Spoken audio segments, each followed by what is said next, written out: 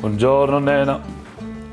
Edhe pse kanë mbetur më pak se 15 ditë nga përfundimi i Ferma VIP 2, kjo javë ka patur diskutime të forta, dinamika të paparashikuara, si dhe shumë humor e momente emocionuese.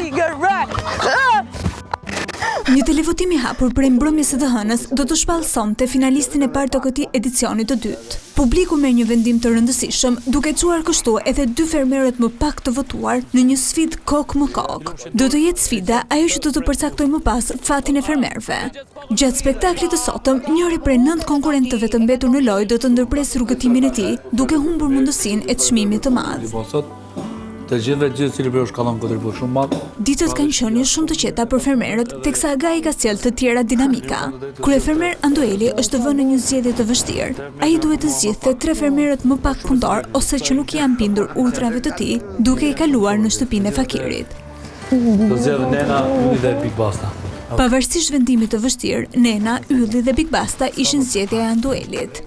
Por vendimet e papritura të Agait edhe këtë javë ishin jashtë parashikimeve. Fakirëve ju besua një mision sekret, duke sjellë her pas here tensione dhe zëra të ngritur në fermë. Hape derën se o Nena, të lutem.